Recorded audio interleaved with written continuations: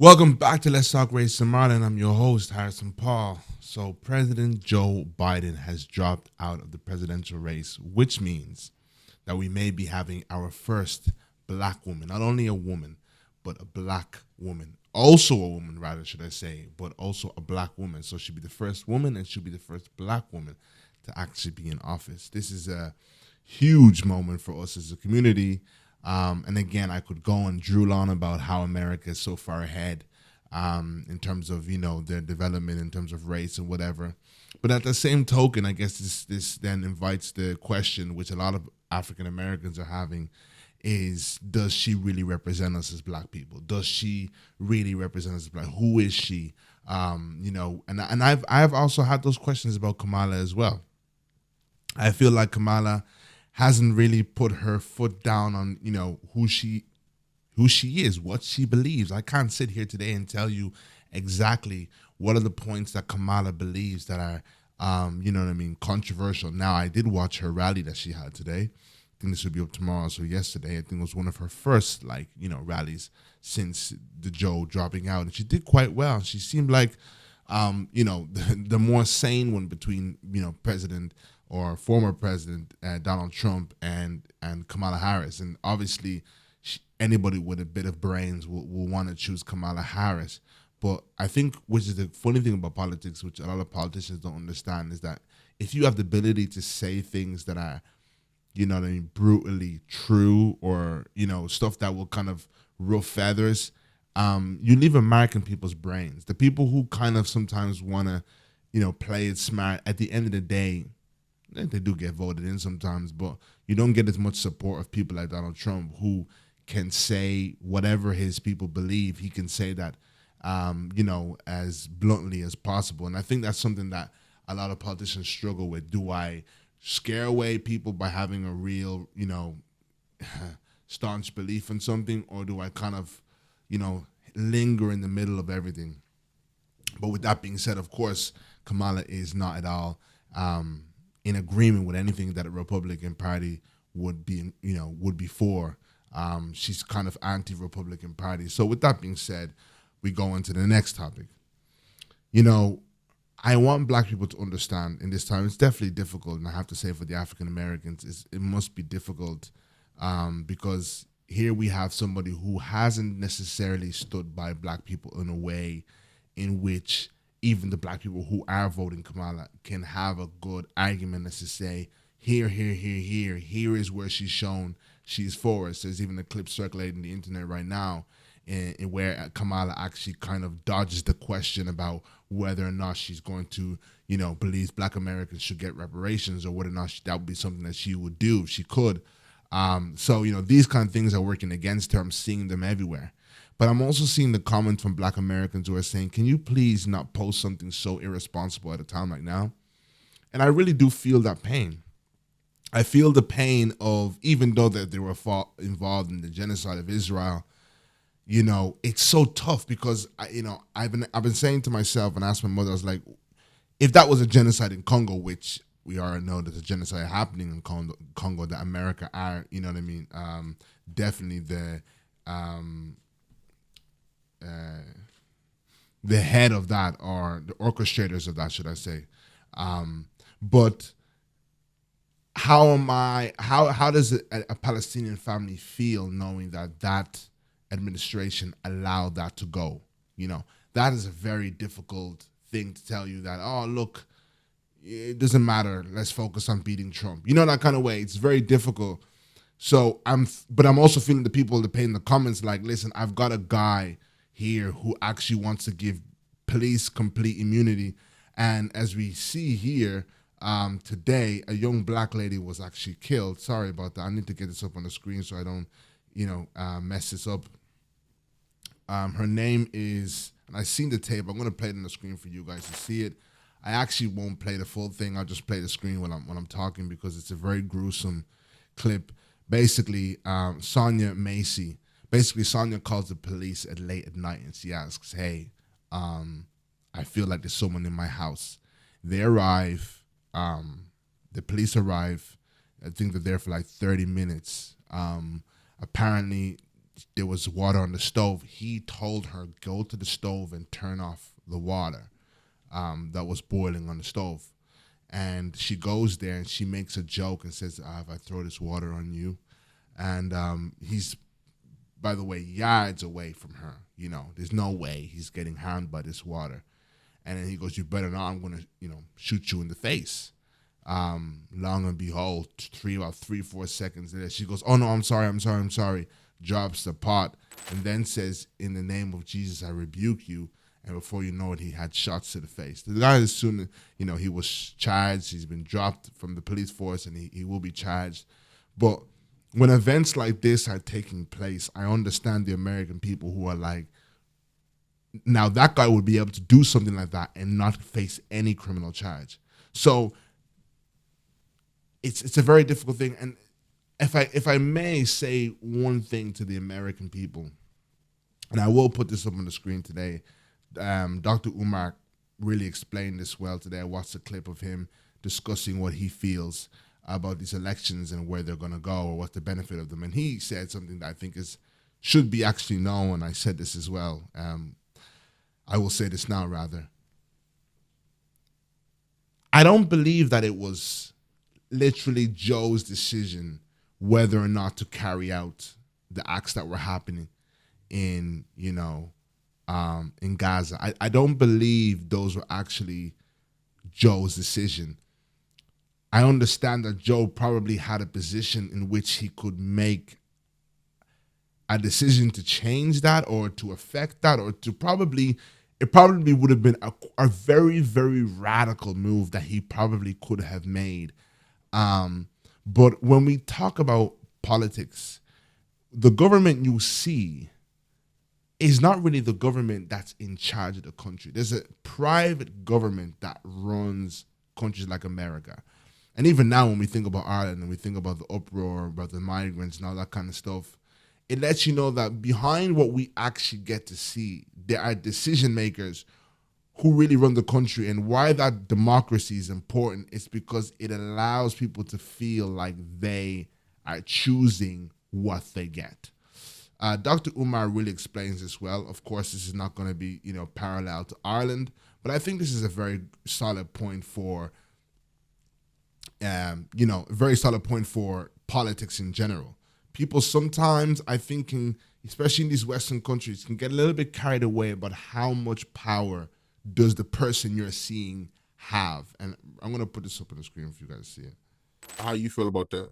Yes, sir. What is my reaction to President Biden dropping out of the 2024 presidential race? I have several thoughts.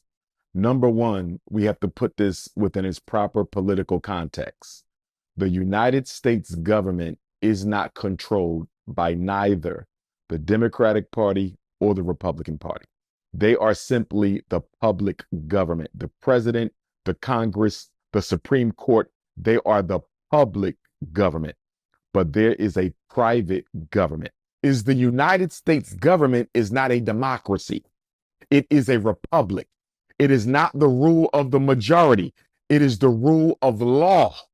That's why the word democracy is not in the Constitution. The word democracy is not in the preamble. The word democracy is not in the Declaration of Independence. The word democracy cannot be found in any of the 50 state constitutions of this country. This is not a democracy.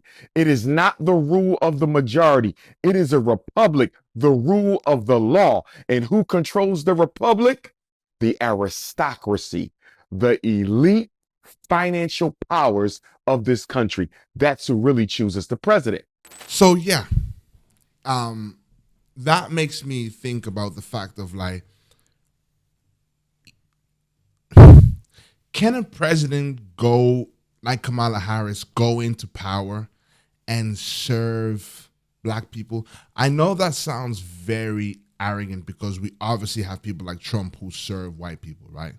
We obviously have other people who go into power and, they prioritize white people. And we want to see someone who will go into power and prioritize black people or have some sort of, quite like what Obama did socially when he sees black people, he kind of gives them the special handshake to make you feel like I'm looking out for you. I understand. It's not just to make you get further ahead as if you've already been ahead. I'm working to bring things back to a fair balance. So I do understand that it's not a case of like, oh, favoritism. Favoritism is letting someone who is already ahead almost get further ahead. I'm talking about I'm going to finally come in and make things fair in this society. But my question would be, I have so many questions about this Kamala Harris. If someone like Kamala Harris is getting into power, is she really able to go into power with that sort of a campaign? Number one, would she really get into power with that sort of a campaign? I think black people in the West, I think we do have to look at our decision making from a perspective of the lesser of evils in a way. We can never really, like, I believe like Trumpers can look at people like Trump and say, he is for us, he is ours, the white Trump, the white Americans, I believe they can. And unfortunately, this comes up to a numbers situation.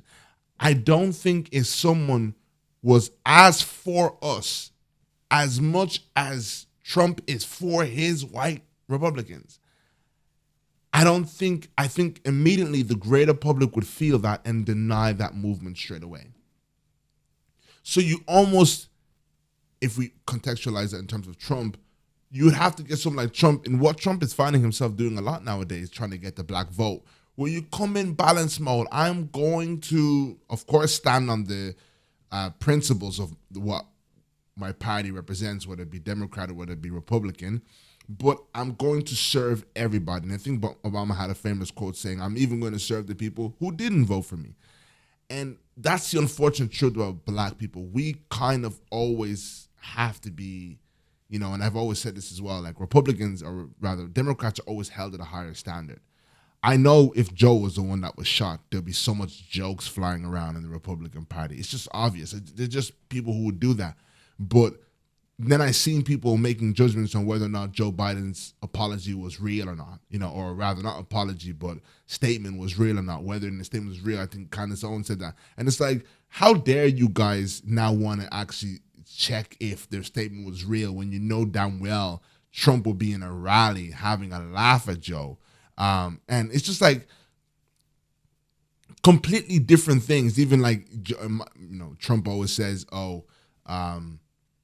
they're the reason that I got shot, or whatever it may have been, because they're saying I'm a threat to democracy, And it seems as though whenever Democrats make an insult on Trump, it's like, you guys have crossed the line. Yet all the insults that you made about him being Sleepy Joe, the worst president of our time, it's just, we should expect that from Republicans. But whenever a Democrat steps out, and has a bit of a fierce nature, then all of a sudden it's like, look at you, we expect something higher from you. Maybe Democrats should take that as a compliment. But my point is, I don't know if you're actually able to get a president that can stand for you in the way in which you would like to, America. And I think it is going to always be, until a very long time anyway, until the foreseeable future, where you're picking the less, the two of the lesser evil, like the one that you seem like, they won't give prisoners, or officers complete immunity when we know black people are dropping dead in the ghettos, and then nobody's going to ever get charged for that. And God only knows how much people will then become trigger happy in this situation with that kind of freedom. So all these kind of things is something that I want both, a lot of the pro-Palestine people and the people who are thinking, how dare you support Biden, anything with Democrats, or, a lot of people are saying, oh, you're on get off the Democrat plantation.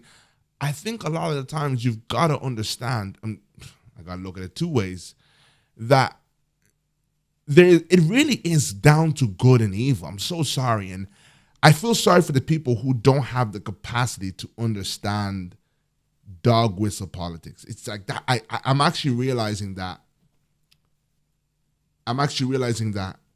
that is not a given, that someone is going to understand dog whistle politics. If you cannot see that you are the joke of that room, the laughing stock, which I'm seeing a lot of black people are, and they're proudly waving conservative flags. When conservative flags are there set to put you at the bottom of the bar. With that being said, I think there are smart people like Suella Braverman who generally in her heart believe that I can out conservative the conservatives and then earn myself respect in their eyes, or earn myself my stripes in a way, or even become so conservative that I snatch the, I hold the keys to the palace now. And I am now the true conservative of all conservatives. But I do not think she is uneducated enough or daft enough to actually believe that the conservative movement, I'm thinking Suella, I mentioned that, is one that is there to prioritize her. I just think that she is joining the winning team at this moment. She understands that our governments are ran by, generational British or whatever, and everything that is of old. And if the higher you go, the older it's gonna get. It's gonna get old and it's gonna get white. That's the way life goes here in the West. So you're not gonna have, maybe in a future where a white liberal who is trans is sitting in a place where he's, the boardroom has flags of trans flags all over the boardroom. Maybe then you'll have Sorella Bravermans being opportunists in the new life, in the future, and then they're knowing that, okay, the way to get up in the highest pinnacle point of power in this country is that. So I'm going to appeal to that, and then I'll find myself in a place of power. But my query here is today that I think we have to get to a place where we understand both the Palestinians, and I'm sorry for what they're going through, and the black people, that you're picking one of the lesser. And that is really as good as it's going to get at this time. Are you going to get a black president that is, Martin Luther or Malcolm? In this day and age, I think they have really organized themselves in a way that that's never going to happen. James Baldwin said, I love this quote, and I put up on the screen, what killed the civil rights movement? Well, allowing the black man to participate in capitalism is what killed the civil rights movement. I just thought that was brilliant. He now, his desire for consumerism is now what made him say, okay, you can be a part of this. And then that is also what's caused this lackluster nature that's within the black movement, that we believe that we are actually a part of this, when really, like I just said there, the people who own this and will always belong to this is white people. I can never see it just so happens a generation that is owned by a board of black and brown people. It doesn't work like that, So I actually do feel sorry for the people who actually believe that this thing is designed for them as well, that they can be a part of this. No, you can be a means, you can be definitely a numeric support. You bring numeric power, you bring convincing, you bring manipulation, you bring a manipulation of optics. This certainly can't operate in a way where one day maybe your kids' kids can be sitting in the very place of the people you've supported. And I don't think they take that in. And I think you have to be smart enough to understand dog whistle politics and politics. So I have a lot of pity for the brothers and sisters who actually look at conservatives and kind of see themselves in that party, or see themselves as equals with the other people. It's definitely not that. Nigel Farage is definitely not that. And there's actually a quick clip I might even play for you now of Nigel Farage, who is he was discussing with somebody this morning on whether or not Kamala Harris is going to be a good enough opponent for Donald Trump, and he thinks not. He said, "No, I think Donald Trump is clear when it comes to Kamala Harris."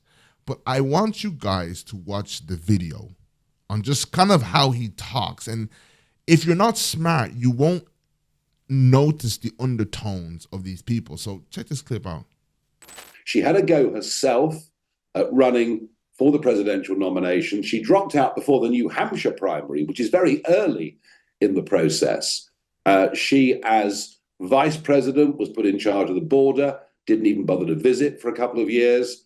And I have to say, I think Donald Trump will be delighted that she's the opponent, because I cannot see, I mean, there is a possibility that at their convention in a few weeks' time, there's a big open fight and somebody else comes through. But I cannot see the Democrat Party getting rid of a black African woman. I just cannot see it. And I'm so happy. Sometimes I get so downtrodden when I think of the level of thinking capacity in our, in our generation, or a lot of people.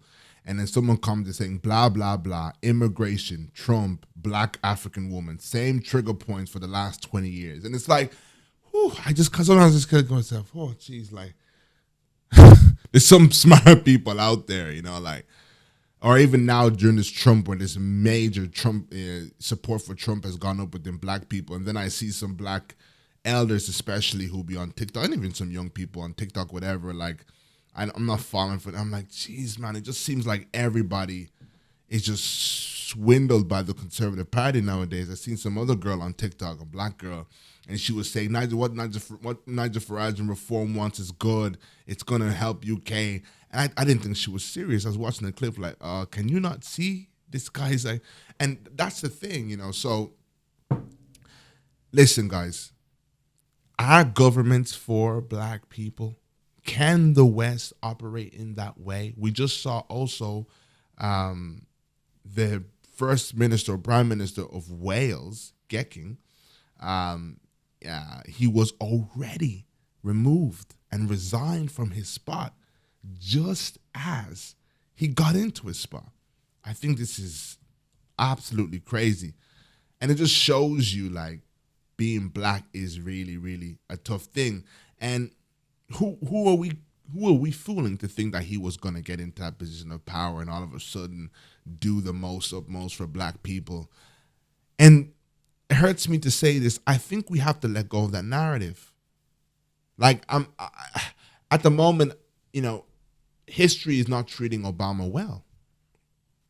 History is not treating Obama well. Obama is showing to have done a lot of things negative for Africa. He didn't stand in the gap for Africa like the way he should have, being a black man. And Americans are saying he didn't even stand in the gap for black Americans. He was just doing his handshakes. And as much as I want to hate Obama, like Dr. Umar said, in a white world, when we think of Western world, can you really go in there and start doing stuff for black people? I think we're just measuring how much damage you won't do to black people. And with that being said, a lot of people can argue, and I think that he even did damage to Africa. But was his decision to go and kill Gaddafi? Or does he come in on Monday morning and someone tells him, press the button on Gaddafi, and he just says, right, I'll take the off, press the button on Gaddafi. So this is the part of politics I'm just trying to emotionally wrap my head around. Because you've got to place your vote. You've got to, I think it's cowardly not to vote. It's cowardly not to involve yourself in that. So you got to vote. And then you feel emotionally backstabbed when you find out that your president didn't do what he said he would do for black people. But your president doesn't run your country as per se. A private government runs your country. So leave yourself in the comments and let me know what you think about this. It's very hard for the, Palestinians and anybody who feels they were hard done by the Biden administration to kind of say, okay, forget about Biden, go out and vote for Harris, even though they did nothing for Palestine, a lot of other things, or, nothing for black people as per se. And then it's hard for the black people to kind of be like, okay, fine, yes, we didn't like what he did with Palestine. We'll just go ahead and allow Donald Trump to get into power, who's going to give police complete immunity when black women are being shot in their homes for calling the police and asking for support and help. you call the police for support and you end up dying in your own kitchen. So what's the best way to go about it? Please leave some comments. Let me know what you think. Please make sure to like, share, and subscribe. Thank you so much for watching. And I'm on a mission for you.